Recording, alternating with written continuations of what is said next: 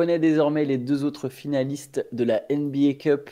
New York a perdu contre Atlanta. Donc Atlanta et Houston ont rejoint Milwaukee et Oklahoma City en demi-finale. Ils joueront les quatre équipes joueront le Final Four à Las Vegas. Cette nuit, les Hawks ont battu les Knicks 108-100. Les Rockets ont battu les Warriors 91-90.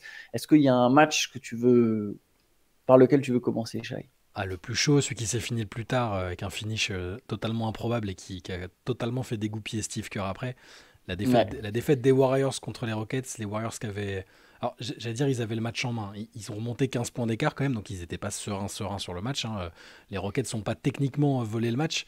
C'est juste que la fin était totalement dingue. Enfin, tu as vu cette dernière séquence. Donc, les Rockets passent un 7-0 pour finir, pour gagner, mais ça se Dans finit la sur. dernière minute. Voilà, et ça se finit 7-0 dans la dernière minute. sur deux lancers de Jalen Green avec une séquence, une faute qui lui est accordée alors qu'il dispute le ballon au sol, que Kuminga et je crois que c'est Kevin Looney sont au sol près de lui. Alors Kuminga a un peu le bras autour de son cou, donc je pense que c'est ce que siffle l'arbitre, mais enfin, je vois jamais des coups de sifflet comme ça. Je dis pas que c'est anormal, mais moi j'en vois jamais des coups de sifflet comme ça.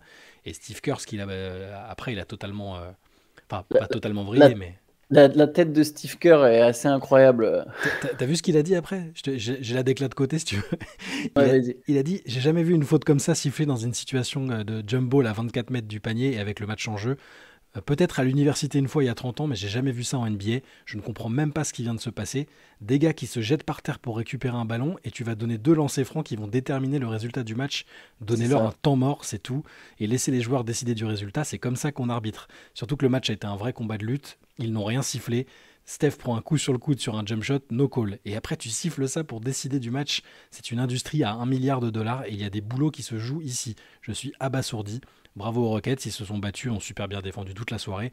Mais je suis désolé pour nos gars qui ont tout donné aussi. Ils méritaient de gagner ou au moins d'avoir une chance de faire un stop.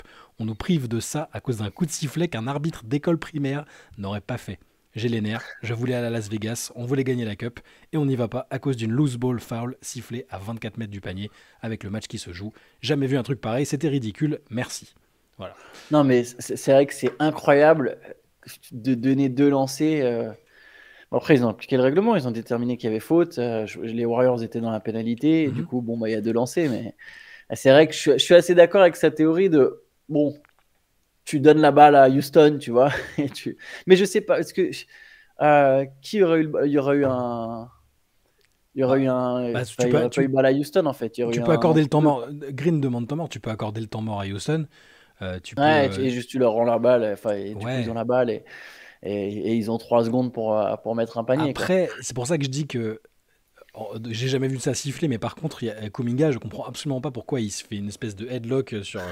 Enfin, et du coup, l'arbitre qui était à côté, il a sifflé ça. Donc en soi, je suis pas sûr que je pense que peut-être que techniquement la faute se siffle en faveur des Rockets, mais par contre, ouais, je l'ai jamais vu siffler. C'est comme en foot, certains Ouais. penalties, tu te dis bah ouais, selon les règles, selon le règlement, tu peux siffler faute, mais à la 95e minute sur un léger contact, c'est un peu difficile.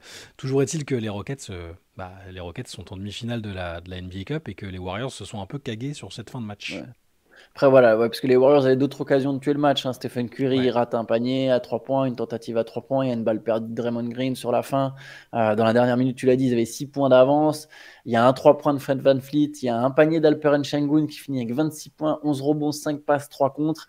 Et après, du coup, Jalen Green, pour le coup, avait été très maladroit. Enfin, Mhm. maladroit, 5 sur 15, mais il met les deux lancers. C'est ses deux seuls lancers du match. Il met les deux lancers qui compte pour passer devant. Et Podziemski se fait contrer par Jabari Smith sur sa Ah, dernière ils ont pas tentative. bien négocié. Enfin, Houston a bien défendu. Du coup, il y a temps mort après les deux paniers les deux lancers de Jalen Green. Ils ont le temps de tenter quelque chose.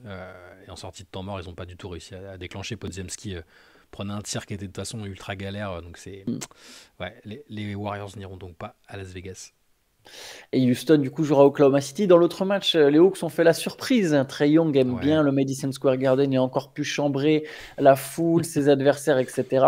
Atlanta, c'est l'équipe qui a le moins bon bilan qu'il a parmi les 4 équipes encore en course. Atlanta a battu du coup New York 108-100, 21 points, 15 rebonds, 7 passes. 2 rebonds, 2 interceptions, 2 comptes pour Jalen Johnson, 22 points, 5 rebonds, 11 passes pour Trae Young. Un Zach Rizache est très maladroit, 1 sur 8 au tir, 2 Ouais. points seulement. en 17 minutes, mais les Hawks, 24 points encore de DeAndre Hunter en sortie de banc. Et du coup, les Hawks qui ont bien mieux géré la deuxième mi-temps que les Knicks. Ouais, c'est ça. Le retour des vestiaires des Knicks, il était catastrophique. Ils prennent un C'était devant la pause. 34-18. Ouais. Ils prennent un 34-18. À un moment, ils ont eu 12 points d'avance, ce qui n'est pas gigantesque, hein, mais le retour des vestiaires 34-18. L'autre truc que je note, c'est que Jalen Brunson a été verrouillé. Je cherche les verbes, hein, mais Dyson Daniels, incroyable. Il l'a kidnappé. Il y a des séquences défensives de Daniels qui il lui laisse pas un centimètre, il le laisse pas du tout manœuvrer. Et Bronson, qui est quand même le meilleur scoreur de l'équipe, qui finit à.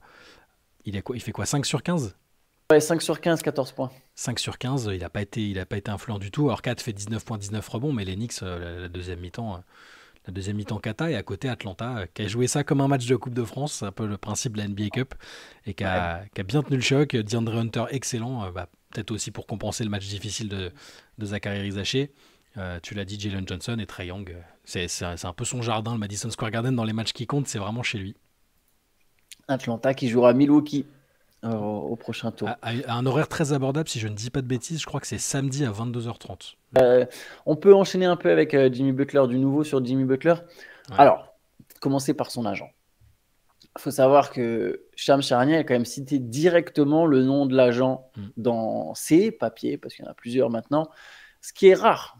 C'est rare que quand dans un papier trade, rumeur de trade, qu'on te laisse sous-entendre quelle est la source. C'était la spécialité de Woj, soit dit en passant. Mais Woj, j'avais aucun doute sur le fait qu'il avait parlé à l'agent quand c'était vraiment que l'agent avait diffusé un message précis. Ouais. Et du coup, Shams a fait de même, mais l'agent de Jimmy Butler a réagi sur Twitter en disant que c'était des conneries, que tout était faux. Ah ouais. Voilà. Les termes sont. C'est même pas genre c'est inexact ce que tu dis. Il a cité le tweet de Shams Charania qui dit que maintenant les Suns sont dans la danse, comme le dit Bernie Lee, donc l'agent de Jimmy Butler. Et là, il dit carrément écoute, j'ai laissé passer hier parce que j'étais occupé, mais si t'arrêtes pas de mettre mon nom, d'accompagner mon nom de tes conneries totales, en gros. Tu sais que d'habitude, en gros, je t'accorde pas de mon temps. Il dit ça quand même. Je suis un père de famille pas tout jeune. Sache que ça veut dire que je vais pas t'aimer beaucoup si tu fais des trucs comme ça, quoi. Et dit à tout le monde, tout ceci est fabriqué. Je n'ai jamais et n'utiliserai jamais ma position pour communiquer ce qui était dit par ce journaliste. Alors je vous ai fait une traduction un peu littérale, un peu grossière parce que je regardais ses tweets en même temps. Et il finit par dire Shams, c'est ton opportunité de dire désolé, j'ai laissé ChatGPT écrire mes tweets. Et ça s'est transformé en du vieux Peter Vexi, qui était un journaliste un peu mythique de l'époque. Et il précise, il dit Shams, Peter était un journaliste des années 90. Voilà, continue comme ça, merci. Donc il a un gros message de bâche total, quoi. Peut-être que effectivement Bernie Lee c'était pas la source de Shams, que quelqu'un a dit à Shams, ouais, Bernie Lee répète que, tu vois, il a peut-être une autre source, mais quand un journaliste cite directement ton nom, quand même, prends pas trop ce genre de risque sans être sûr. Tu vois, j'ai toujours, il y a plein de journalistes qui disent de la merde. On en a déjà parlé. On a parlé des rumeurs inventées, de comment c'était facile de vouloir inventer une rumeur. J'ai tendance quand même à faire confiance aux plus grosses têtes de ce business parce qu'en fait, ils ont rien à y gagner, tu vois. Charania, il a rien à gagner à inventer cette rumeur. Il est déjà le scoop numéro 1, il est déjà sur ESPN, il a déjà son contrat avec des millions de dollars. Alors si, peut-être de faire son nom et de justifier auprès d'ESPN, regardez, j'ai eu cette info, mais... Ouais. Mais est-ce que, en fait, la question c'est, est-ce qu'il a juste... Enfin, je pense pas qu'il ait inventé... Bernie Lee, il a plus à gagner à dire que c'est faux, en fait. Ouais, non mais... En fait, Shams, il a peut-être juste... sauter une étape. Enfin, sa source lui a dit, Bernie Lee m'a dit que... Ouais, il est pas allé confirmer. Et au lieu de mettre League Sources ou des sources proches de l'équipe nous indiquent que ça, il a directement fait Bernie Lee. Du coup, Bernie Lee doit être un peu vénère contre la personne à laquelle il a parlé. Ah bon, donc après, c'est le genre de truc que je maîtrisais très bien, et il y a rarement des gens qui ont été dire que je racontais des conneries. Ça arrivait une fois ou deux, mais... Moi, j'ai trouvé ça étonnant, et j'ai presque cru que c'était j'ai dû vérifier plusieurs fois que c'était bien le bon compte Twitter de l'agent de Jimmy Butler et qu'il avait bien dit ça, parce que Donc du coup, ça voudrait dire que on s'est demandé l'autre jour, on s'est demandé hier d'où venait un peu la fuite de l'information, qui avait communiqué dessus vraiment. On sait toujours pas en fait. Ouais, bon, on saura peut-être pas, mais comme tu dis, Bernili, il a plus à perdre en fait. Hmm. Il va devoir négocier le prochain contrat de Jimmy Butler. Là, surtout qu'en fait, Bernili, il est sur tout est faux, c'est surtout lié aux destinations préférentielles. Jimmy Butler, Bernili, il sait bien que si d'un coup cet été il arrive et que dans la tête de tout le monde, il n'y a que 4 équipes qui peuvent prolonger Butler, il va pas pouvoir aller négocier le meilleur tarif, tu vois. Hmm.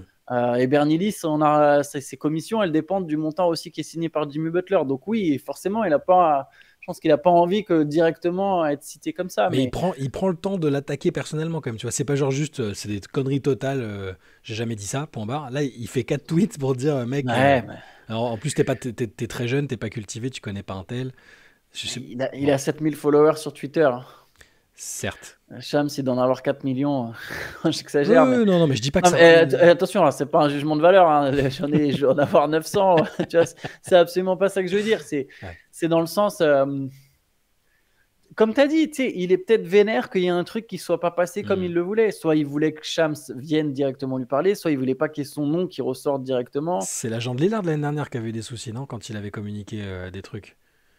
Quand il parlait de. Enfin, quand ça discutait avec Joe Cronin et tout, et Oui, que. il avait dit directement, nous, c'est quoi? C'est que Brooklyn et Miami ou je sais Ouais, je crois. plus. Là, pour le coup, il était Ouais. passé dans une émission. Enfin, il avait été enregistré en train de dire, en train de parler des destinations probables, alors que c'est rigoureusement interdit normalement. En fait, et puis je pense que ça, en fait, les destinations probables, ça fait tout de suite baisser la valeur d'un joueur parce que si d'un coup il y a plus 29 équipes potentiellement intéressées, mais 4, bah forcément, si tu es une de ces 4 équipes, tu te dis, bah attends, je suis en concurrence qu'avec 3 autres, pas avec 28 Ouais. équipes, pourquoi je mettrais ma meilleure offre, tu vois?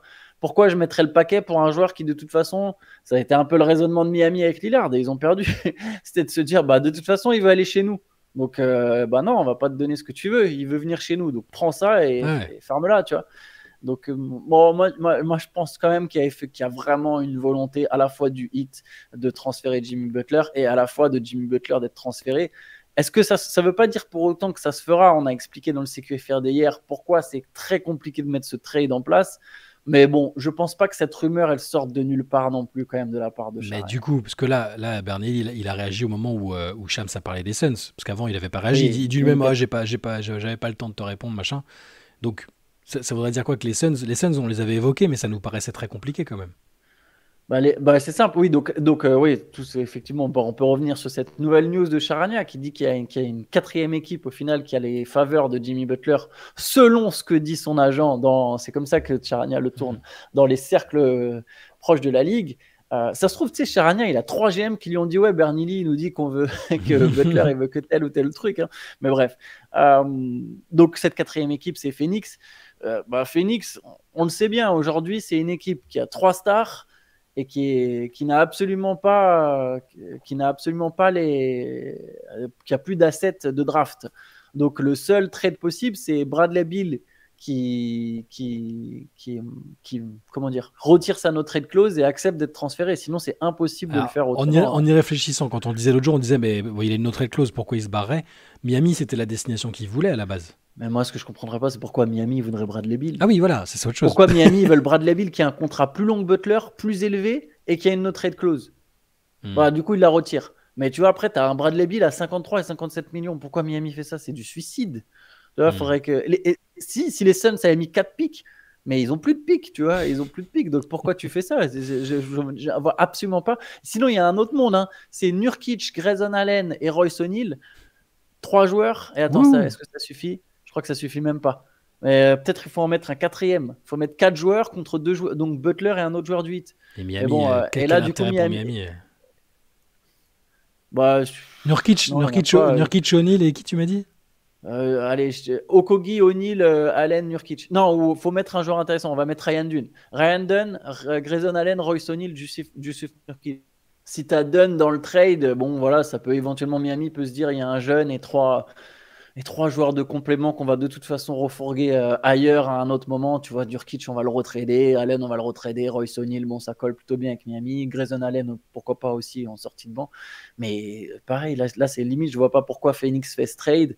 Et puis si tu as Butler, Bill, Booker, Durant, à la fin, c'est presque une punchline, c'est peut-être un mème, quoi. Va chercher aussi Ben Simmons, tant qu'on y est, tu vois, tous les mecs à 40-50 millions, enfin. Vu le profil de Matisse Bia, est-ce que ce serait si étonnant, vu comment il veut absolument se faire Ça une team servira. d'All-Star Puis il y a Tyus Jones, donc en plus il joue que avec des petits. Enfin, je sais pas, tu vois, pour moi. Donc celui qui a du sens pour les Suns, c'est Bradley Beal qui retire ça no trade clause, mais du coup, ça a plus de sens pour Miami. Donc je n'y crois vraiment pas aux Suns.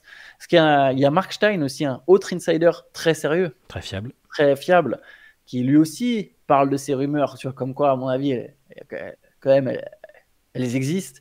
Il explique que Golden State est très intéressé par Jimmy Butler.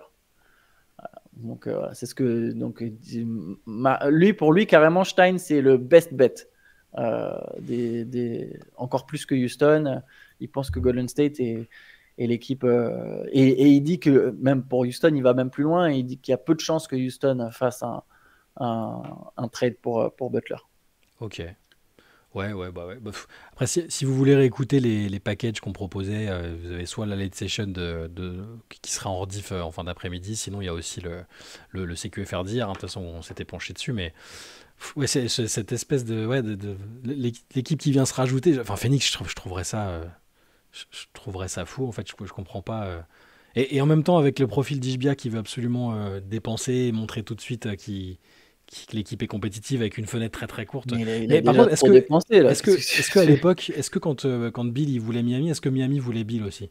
Peut-être que c'est un mec qu'ils ont ciblé et qui pensent pouvoir. Ils se disent tant qu'à faire, on garde un mec qui peut être. Qui peut redevenir un des meilleurs scoreurs de la ligue. Je sais pas, hein, j'essaie de. Mais il va toucher 53 et 57 millions. Pourquoi? Et il a quel âge, Bradley Beal? Attends, il est 30, souvent blessé. 30, non, 30, 31? Je sais plus. Ah oui, il a 31 ans. Ok, il est pas C'est ça. si. Ok, Non, il est pas my vieux, bad. Bill, mais. Je le vois, my bad. Je le voyais un peu plus vieux. Il va avoir 32 ans. Mais Ouais. pareil, tu vois, c'est-à-dire à 34 ans, il va toucher 57 millions. Tu vois, qu'est-ce que tu vas faire avec ça? Mais oui, bon, oui, effectivement. Bon, qui sait? Et si tu changes Bill par Butler, hein, je pense que Phoenix est gagnant. Oui, je pense. Hein. Tu as un mec qui défend un peu plus que Bill, qui est un peu plus grand, qui est un peu plus physique. Alors, il sera moins efficace sans la balle. C'était l'avantage de Bill, c'est que théoriquement, il peut jouer bien sans le ballon et mettre des shoots, mais dans la réalité des faits, c'est pas forcément ce qu'il fait. Il a tellement joué avec la balle tout le temps avec Washington. Mais bon, c'est vrai que c'est en attaque plus facile d'imaginer Bill avec Booker et Durant que Butler. Mais par contre, sur l'ensemble, je pense que c'est mieux pour Phoenix que. Non, mais à partir du moment où l'agent il a dégoupillé quand Phoenix est sorti, je pense non, j'y crois pas en fait. J'y crois pas et pour moi ça va se jouer entre les autres et s'il doit y avoir un trade, je vois plus Golden State aussi en fait, tout bêtement. Et pour les Rockets, si les Rockets effectivement ne voulaient pas aller chercher Butler, ça serait peut-être d'une certaine manière le signe de ce que beaucoup nous ont signalé d'ailleurs quand on a fait cette select session, c'est que Houston attend un plus gros poisson, tu vois. Garder ses assets, les Amen Thompson, tout ça, ne pas les sacrifier, Jalen Green, pour essayer un jour d'avoir un package pour Giannis Antetokounmpo, si Giannis Antetokounmpo voulait partir. Tu vois, des joueurs comme ça. Après, ça reste très hypothétique. Il y a des équipes, les Knicks, ils ont attendu comme ça pendant des années, tout ça, pour finalement. Bon, après, ils ont réussi à faire 4, tu vois. Mais t'es pas sûr un jour d'avoir que cette opportunité existe d'aller chercher une superstar, mais visiblement, Butler, c'est peut-être pas le joueur pour qui il sacrifierait le plus d'assets. Bah, du coup, j'ai du mal. Enfin, on va pas déjà se projeter, on n'en sait rien, mais je sais pas quelle star sera sur le marché à un moment pour qu'il puisse. Enfin, laquelle ils visent. Est-ce qu'ils ont quelqu'un en tête ou pas en fait? Je pense que Yanis, c'est le goal ultime de vois, pas mal du monde, mais moi non plus, je vois Yanis pas avec un maillot des Rockets, je sais pas. Je vois pas Yanis bouger en fait pour l'instant. Moi, j'ai du mal à imaginer. Ouais. J'ai du mal à imaginer les Bucks faire un trade comme ça pour l'instant, et j'ai du mal à l'imaginer lui vraiment absolument pousser. Bon, on verra, ça va tellement vite en NBA. T'imagines pas des trucs, puis après, 3 mois après, boum, ça se passe. Donc bon, à voir. Je pense qu'on a fait le tour, Shai. Bah oui, il n'y a pas grand-chose d'autre, hein, a priori. Yes. Le replay de la session, il sera justement disponible aujourd'hui sur la chaîne. Et puis nous, on se retrouve demain pour un nouveau CQFR. Ça sera sans moi. Le CQFR demain, Shai et Théo seront là au rendez-vous. Yes. Ciao à tous. Bonne journée. Ciao. Ciao, à demain.